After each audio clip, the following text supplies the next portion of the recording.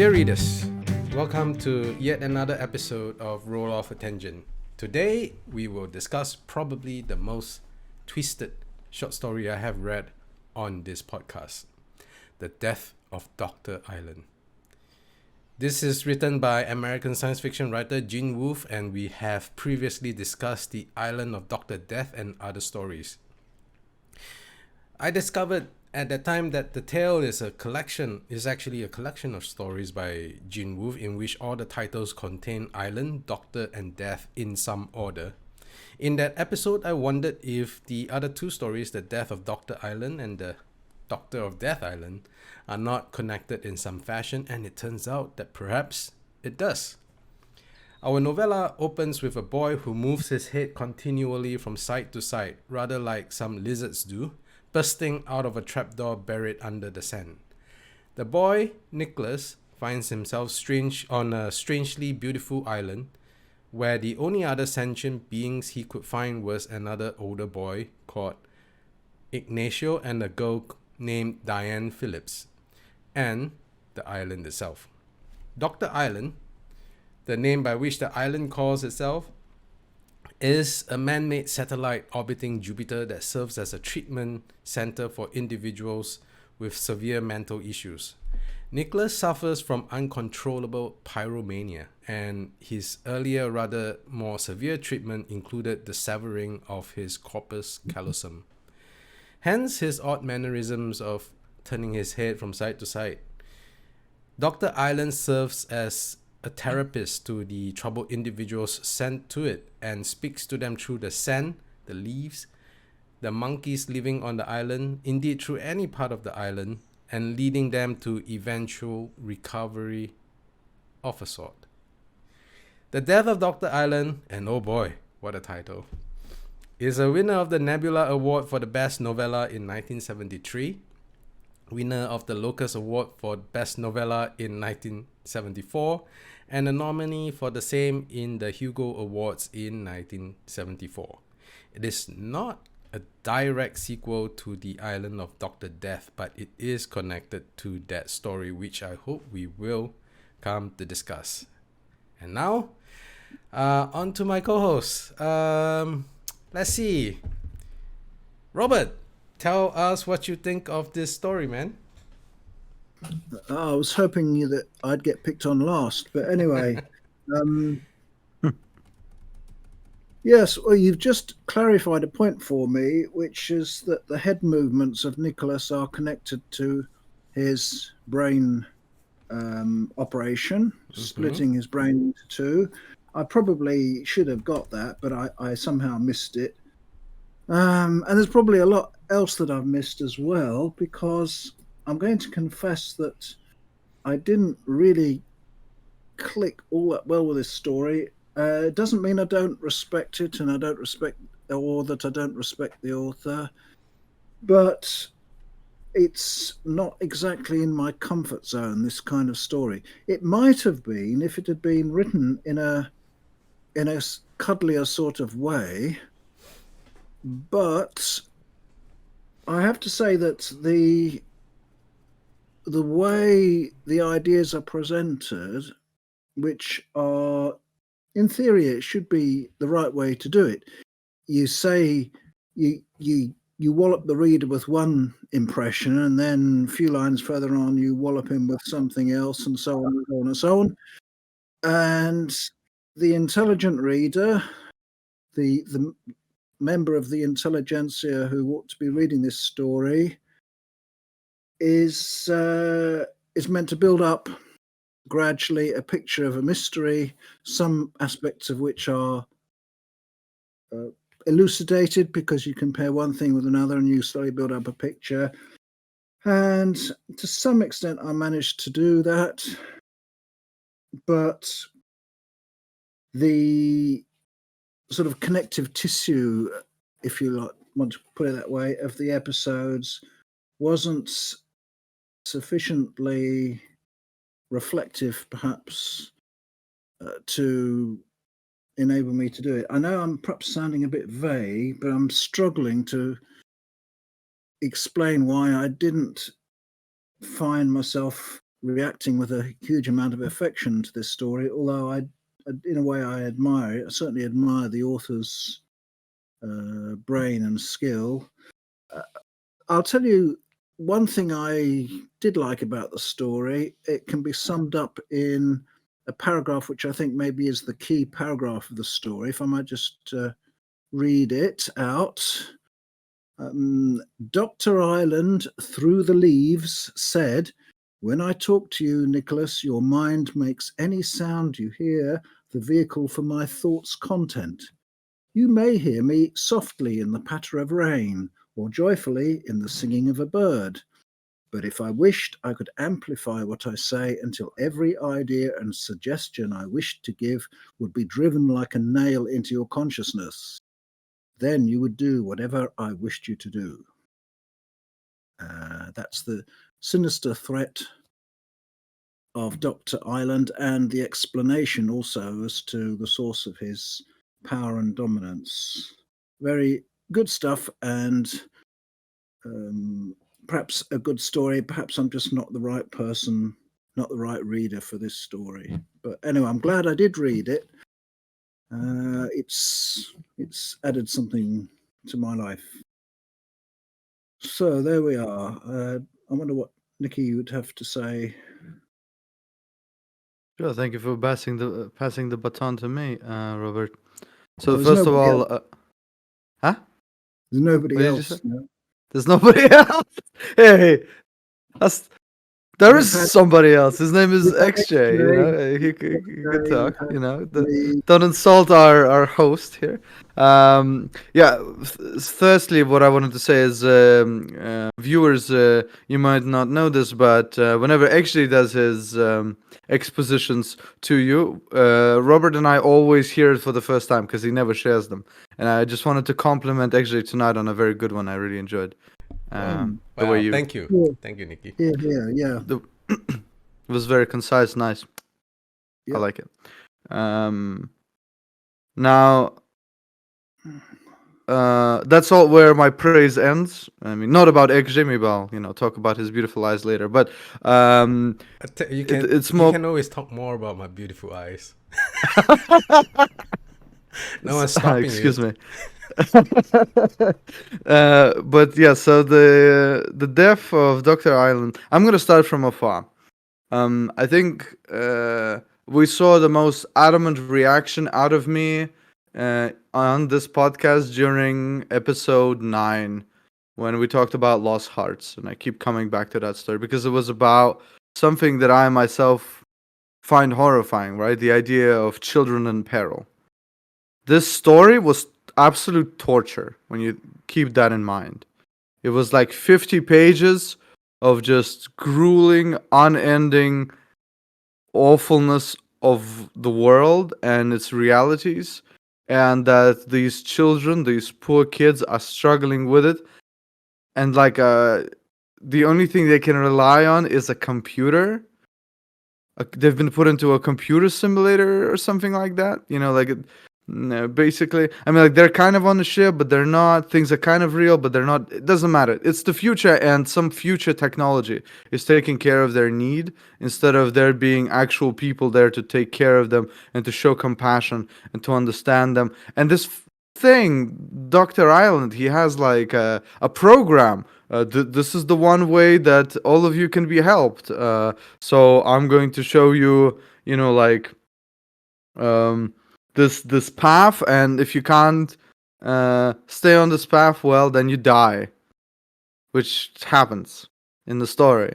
And you're like, what's the moral here? Are we just watching kids suffer for the entirety of the short story? Is that what it's about? I mean, I get that there's like a meaning behind Nicholas's struggle and his acceptance of reality and willing to move forward, and so on and so forth. That's there, but you could have chosen so many other ways to tell this story. You really had to go for like, all right, let's have a future mental hospital for children. That's what we really needed to see, is it? I don't know. Like, I think this is just not for me. I think I am I'm too sensitive for the subject for when children are in peril, and yeah, it's like no matter how good a turn of phrase there was or how fascinating the world building was, I was just dreading every page. I was depressed when I was reading this. I mean, it doesn't help that currently my life isn't peaches either, right? Like in real life. But I think the added on effect of this story just being awfully and horrible, just awful. In not in a way awful as in like badly written. Awful as in just unapologetically real and brutal. Yeah, I will be honest. If I wasn't reading this for the podcast to discuss it with you guys, I would have been like, "That's enough of James Wolfe for me today, and maybe for a couple of years, I'll pick you up later." Because yeah, it was really a real struggle to read, and not because it was bad, but because it was just, it was hard to watch. It's like when some kids in biology, they just can't do dissection. They're just sitting there and somebody's like opening up a frog and they look at it and they just need to get out of the classroom. That's how I felt the entire time I was reading that. Anyway, there you go. Sorry. Hmm. Oh, thank you, Nikki. You're welcome. Well, I have to say that this is this story has like an emotional impact I wasn't expecting, and it's actually very difficult for me to describe what I was feeling when I was reading this story. I will. Let's start with the title itself. The Death of Dr. Island. Let's just say that my expectations were completely subverted at the end. I was rather expecting the death of an entity called Dr. Island. But that's not what it turned out to be. It's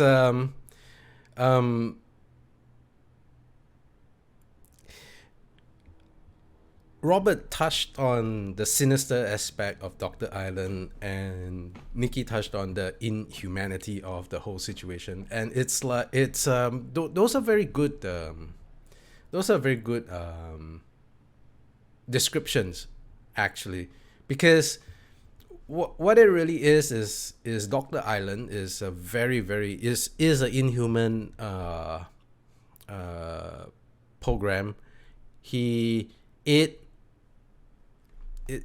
Dr. Island manifests itself as a she to Nicholas. It is a very it prioritizes certain things, and it drives its efforts towards that. Let's put it that way. So out of the 3 children on the island, Ignacio was the most important, and the treatment, and I'm doing treatment in scare quotes for those of our readers who are not actually watching the video, is really terrifying. It's so Ignacio is the most important and of the 3, and the other 2, Diane and Nicholas, are just things to help Ignacio get better. And the way Ignacio gets better is just really horrible. I guess we have to spoil the story now. So for those of you who want to actually read the story, take this as your warning and just stop the video right now. And for those who continue, I shall assume that you have either already read the story or don't care. Anyway, so Ignacio has some issues, and part of Dr. Island's treatment for Ignacio is to get him to actually kill a woman. And Diane is the one that is sacrificed on the altar. And Dr. Island rationalizes this as that Diane actually has no hope for herself, and that she wants to die anyway. So Dr. Island engineered a situation where he got the three of them together, gave Ignacio a nuclear torch welder in which he blew a hole in her chest, and thereby fulfills some fills up a hole in Ignacio, and now he is better and he can go on to his the next step in his treatment. And you know, the thing is, we get the hint of why Ignacio is important, but we are never really told why. Something about the contribution he has for humanity is very high, but it was never really spelled out. And the treatment of Nicholas is wasn't pretty either. So, and the way Dr. Island treated Nicholas is because Nicholas has two personalities. One is a pyromania, and the other one is not. And the one that likes to set things on fire is Nicholas, the one that is present throughout the entire story. And Dr. Island's treatment for Nicholas is to drive Nicholas into catatonia so that the other more pliant and basically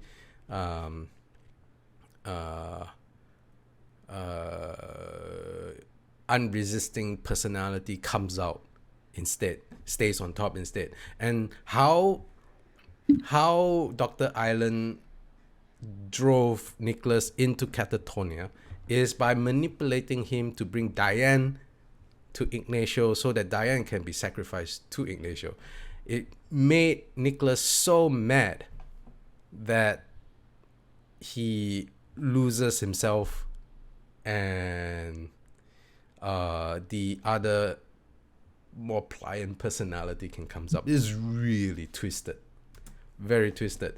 And the death of Dr. Island, let me come back to that really, because the death of Dr. Island is not the death of the island itself. It is the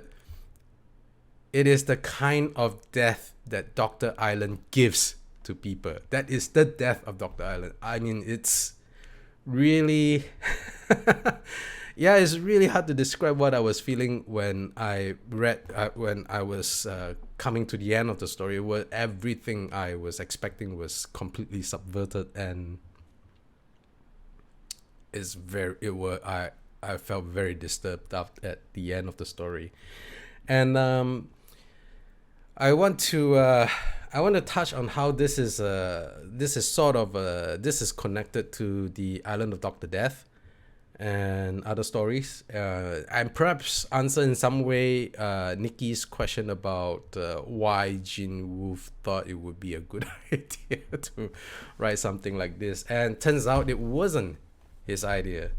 So I'm lifting this from the wolfwiki.com, in which Gene Wolfe, in an interview with Melissa Mia Hall,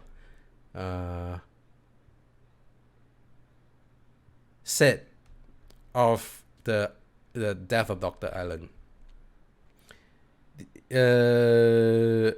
So Gene Wolfe was talking to someone called Joe Hensley, who was a good friend of his, apparently, and he said to him that Gene Wolfe ought to write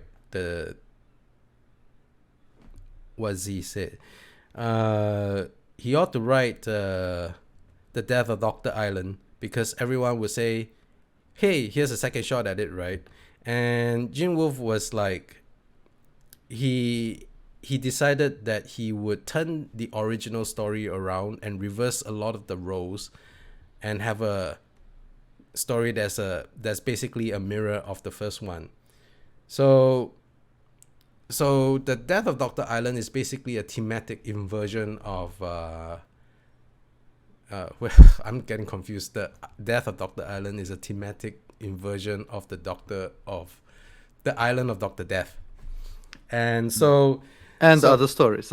yes, These titles. I'm getting really confused with the titles, by the way. So Yeah. so in the Can't Island blame of Dr. Death and other stories, the boy is a very nice sort of kid, but Nicholas is a nasty sort of kid, and in the previous story, he had a doctor who looked like a villain, but is actually a fairly nice sort of fellow, which we can see at the end when he was talking to the boy at the end and comforting him that the story is coming to an end, right? So now he has a doctor that on the surface sounds very nice, but is really, really quite sinister. And the island in the first story is a real island of the what does it say? It's a real island on the Atlantic coast, and now the island on the second one is an artificial island. So it begs the question whether the Doctor of Death Island is going to be connected in some way to these two stories, and I hope to find out, man. But anyway, I'm not sure if I would recommend this story to anyone, actually, even though I think it's very good. Yeah. It's a bit like Berserk in that sense, I guess. Where it's like, yeah, it's really good storytelling, but it's just so morose and grim. And it's not grim dark like Warhammer, where it's just so over the top, where you're just like, okay. Like, we're talking about billions of people, everyone's exploding, there's like thousands dead, and, you know, like, there's a huge space marine, and he's, you know, he takes an alien skull and, you know, splits it in half, and you're just like, okay, this is just crazy. Right, like here, the horror and the macabreness and the grimness is real, and it being so real, I think, is what made me feel so not disgusted, but Pressed. yeah, depressed by the story. We'll use the word depressed. Yeah. Were you also depressed by the story, Robert? Yeah, I was, but I think there's a potential. You see, this is a case of the author, in a way, playing games with the reader, isn't it? And that sort of thing one can put up with, but I think it needs to be redeemed by some sort of larger context. So, if for example, it was part of a larger epic in which we were given some sort of meaning, so that even though we thought that Dr. Island was unacceptably brutal, nevertheless there was some excuse because of, and then some wider context would give that reason. It's like Star Maker by Olaf Stapledon, where the ruler and creator of the universe turns out to be a sort of contemplation addict, in that he creates all these universes because to him the highest good is contemplation, and contemplating everything from disaster to bliss is his thing, you see. So he kind of rather vandalistically creates universes and then smashes them up, sort of thing, and then just contemplates it all. Well, I find that I can take that because Star Maker is such a marvelous work, and it's got just about everything in it. But this Island of Dr. Hang on, have I got it right? Island of Death of Dr. Island. Sorry.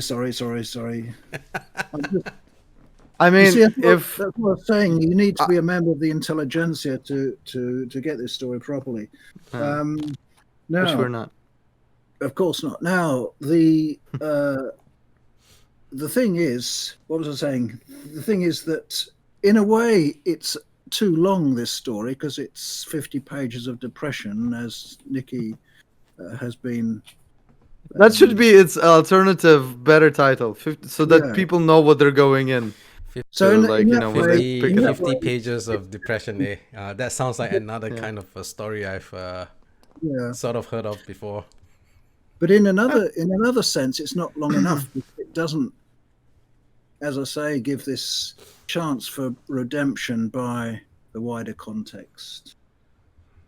So I find it. I'm going to have great difficulty giving it a score, because I try and be fair to stories and not just give them a score according to how much I enjoyed them. I certainly didn't enjoy this one at all, but I do have a respect for it. So I'm probably going to I'll put it this way. I think the story itself deserved all the awards it's gotten, for sure. Yeah. It's just I just didn't have a pleasant time reading it. I think it deserved. I think it deserved the awards it's gotten, for sure. This is was just a very, very uncomfortable reading experience. But some people would lap it up, I'm sure. Of course, yeah. You know, as I say, members of the intelligentsia, Yeah, they've got good plebeians chance. like us, Yeah. probably too rich. I do declare this was a fine story. Sorry. That's what I imagine when you say the intelligentsia. Where's my monocle?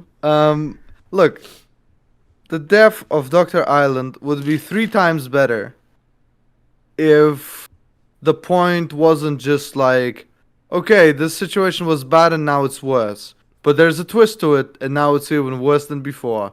Did you enjoy? You know, like if there was just something a little bit more than, depression on page, I would probably have more to say about it. But really, like, it literally spends all its time. It sucks here. These guys are having conversations with one another.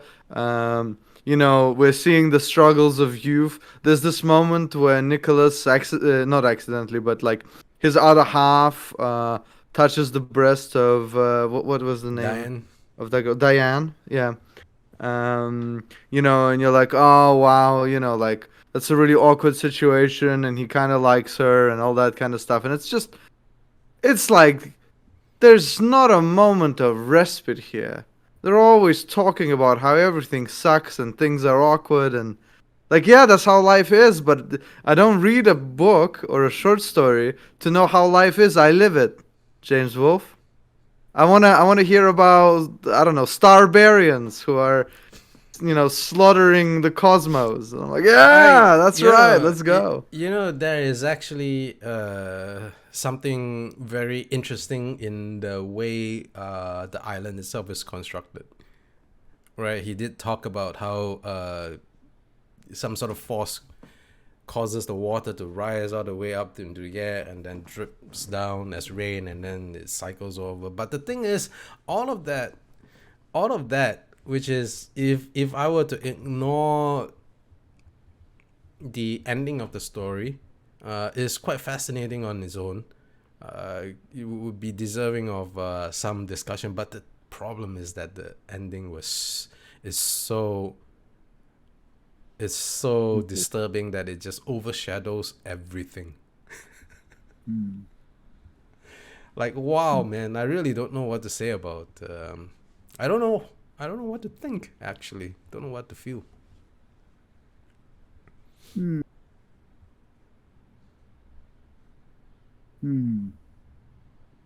Well, the developments in our society at the moment leave something to be desired on the technological front, because it's becoming so that you can hardly book a doctor's appointment without downloading some blessed app or other. So yeah, I can foresee the day when the only thing you can do that's not online is if you just die. That's not going to be computerized ever. But so, this depression is is has got something terribly authentic about it. And I'd like Nikki. I'd rather not have more of this in my reading if there's enough of it in life. Yep. So, It's the Island of Dr. Death and Other Stories was exciting because there were two very prominent elements in it. Number one, there was the constant parallel between the child's life and also the thing that he was reading and how he was finding escape in it, and that was like, let's put it like that, the Lord's goodness in that story, where you're seeing that the child has some sort of a way to distract himself, uh, from this terrible situation. And also at the end, he's in the custody of cops. It might not be the best of lives, that he might be going somewhere to not onto greener pastures, but at least he's not with his drug addict mother. What's the end of this story? We've got like a psychopath going on to further treatment. Well done, you've just killed a woman. And we have a crazy man who has been subdued by a machine to be a mindless drone that should keep Nicholas in check. So who won? Life? Life fucked everyone? Excuse me for the Dr. Island, obviously. for the way I Dr. phrased Island that. won. Yeah, but he's like a computer. So like, okay, like I what is mean, his that computer is quite nasty and quite godlike, I would say, within the confines of that island. You know, I wouldn't even say it's godlike. It's just really manipulative. I mean, it does its job. It achieved its goal. However you define, I suppose it depends on the way you define its goals. But I mean, like I think Dr. Island is quite possibly the nastiest villain I have ever read. But he's not a villain, you see? He's a computer. He just does what he's told. Some would say. Do we know that he does what he's told? Well, that's to be fair. James Wolfe would write a Gene story Wolfe. where Jane Wolfe, sorry. Gene. I keep calling Gene. Is it Gene? Gene. Jean, short for Eugene. Gene, le Gene, Gene Wolfe. Excuse me. You know, knowing his terrible mind, and terrible not in the sense of bad, but in the sense of how you call Ivan the Terrible, right? The menacing. Knowing the menacing mind of Mr. Wolfe, yeah, probably that AI rewritten itself and is now just having fun. It's a little precursor to I have no mouth and I must scream. Perhaps. You know, that's an interesting comparison. I have no mouth, but I must scream was disturbing, but it was it was disturbing when I read it, but it was nowhere near as disturbing as to me as Dr. Island. I think part of it is just because it came across as being very initially it came across as being benevolent, and I think like the environments of the island itself, which was described as, actually if you sit back and think about it, the description of the island is pretty idyllic. It's true that the three kids had no way to feed themselves or anything like that, but the conditions of the island itself is fairly peaceful, tranquil, and on some level quite beautiful. I imagine it as I see it when I read it, it looked quite beautiful in my mind's eye. And so like all of that, I think taken together just made Dr. Island creepier on another level altogether. Whereas you never had any doubts about the malevolence of the computer in I have no mouth but I must scream. But here, in the death of Dr. Island, you never got a sense of that until the end of the story. You know, like nobody who goes on the island and interacts with Dr. Island at first blush would ever say, come to the conclusion that this entity is and there's something really terrifying also about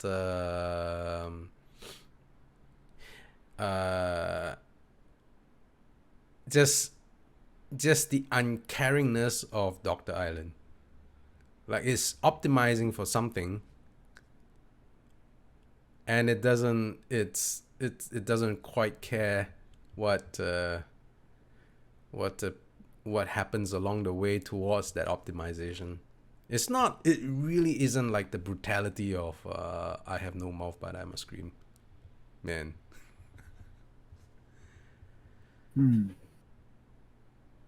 Yeah. Sorry to go off on that long monologue. What was it you No, were no, saying? it was interesting. Nikki? Yeah. Well, I mean, at the end of the day, I know that Gene Wolfe writes good stories and that they're exciting and fascinating when I like them. Because I read The Death of Dr. Island and other stories, and I was very impressed. The Island of Dr. So, Death. fuck.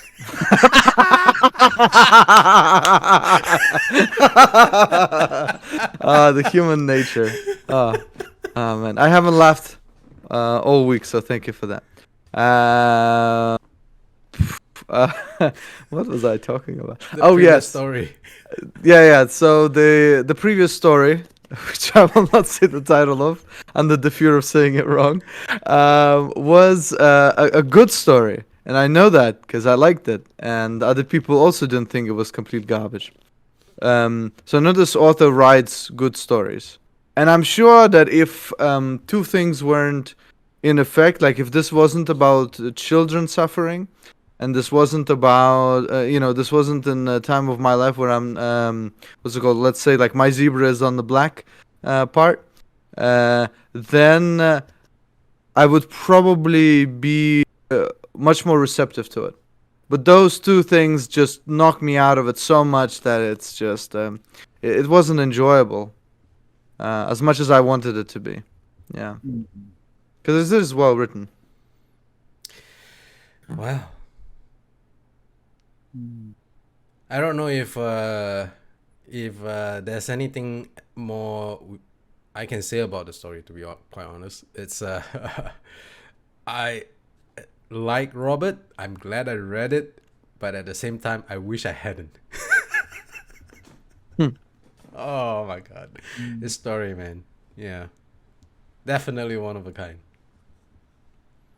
Yeah. You wonder about artificial intelligences, about whether they can actually catch a soul from somewhere, because after all, we are networks of, neural networks of an organic kind, and we catch our souls from somewhere, don't know where. And similarly, I don't see why the same couldn't be true of artificial intelligences, in which case, because it's the pattern that counts, not the what you're made of physically. So it could be that Dr. Island is to blame for his nastiness. Maybe it's not enough to say, oh well, he's only a computer, because if you get beyond a certain point, maybe you require responsibility, whether you're a organic computer or a metallic one. I think this is where an expansion of the story would be helpful, shall we say, because the thing is we don't really know who Dr. Island answers to. It's quite obvious that Dr. Island is just you could say it's middle management. So who does it answer to, and what gives Dr. Island its priorities so that it prioritizes Ignacio, and how is it that its boss, shall we call it that, can accept Ignacio's treatment, because if the reader would read the ending carefully, it wasn't like it's not as if Ignacio was cured or anything, or became a better person. He just got to a point where he's no longer interested in killing women. It left a bitter taste in his mouth, so he won't do it anymore. That is not that is not what I think of when it comes to like properly resolving mental issues. Like this is a really twisted way of treating his patients, and you know, on some level it is quite abusive as well. So like I really wonder who Dr. Island answers to. Yeah. I mean, think about it. If they can, sorry that I interrupted you, Robert. If they can create an island as a simulation, why couldn't they just create a simulation of a woman that you could kill? Like, why does it have to be Diane, right? Like, it's just actually so I'm not too. I don't think the island is a simulation. Actually, I think it is the island is a physical place. Oh, okay. So everything on it is real. Okay. Yeah. Anyway, what were you saying, Robert? Oh, I was just saying there's be some government health minister ultimately responsible for Dr. Island. You know, Imagine that minister giving a press conference. Yes, just right now, let me show you how my program is working. Yeah, we have a rehabilitation of one successful individual. He killed a woman, and now he's fine. And he smiles at the camera. I mean, I do get the sense that the larger human society outside of Dr. Island's confines to be quite. I do get the sense that is fairly brutal as well, because like the treatment of Nicholas, the initial treatment of Nicholas is quite drastic as well. To stop his pyromania, they severed his corpus callosum. Yeah, I mean, it all seems to be like, you know, it's been given a new coat of paint, but maybe the story really is taking its origins from how the institutions for the criminally insane used to be. You know, if you read those are just horrible horror stories, what happened to those poor people. Could be. Yeah, So, electroshock and that sort of thing. yeah. All right. I give the story a personal, like I can't give it a objective score at all. I just can't. So I'm just giving it a personal 3 out of 10. Just not for me. Robert? But it had monkeys. That it did. Until crazy stuff started happening to the monkeys, and I was like, no, thank you, stop it. No. Robert? Anyway, go on, Robert. I'll give it a 5 out of 10 because I'm just so generous. You know, generosity is a key component in my character. Yeah, the Turks pay you a golden treasure, yet you are poor, for you are a river to your people. Oh, I don't know that one. Oh. Lawrence of Arabia.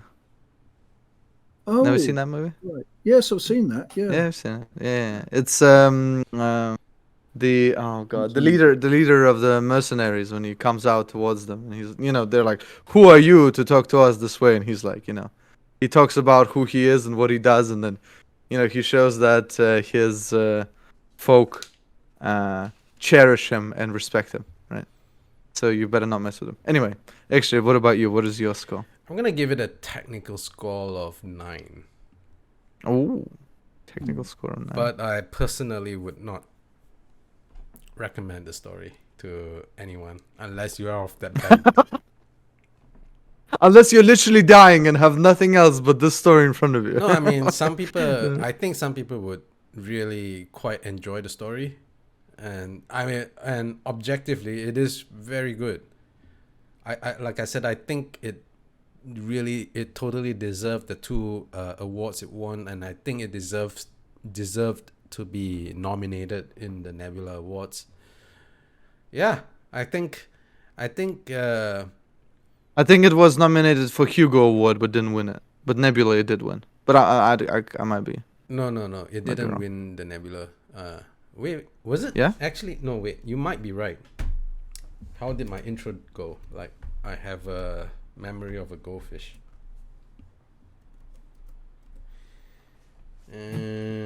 Let's see. Yes, it won the Nebula and did not win the Hugo. So you were right, Mickey. Yeah. Well, you know, the gifts of listening. Okay. There Well, could be, there could be such a Yeah. thing as a black hole award for the most depressing. Dead Heart Award, yeah. yeah, I think it deserved whatever accolades it got. But I would not recommend this story to anyone who is not Sensitive. into this kind of stories in the first place. Yeah. All right. All right. I guess that wraps up the podcast. And our verdict for the Death of Dr. Island is read at your own risk. That's right. You know, I'm not a fan of trigger warnings, but maybe somebody should put like a little sticker like, "Are you sure?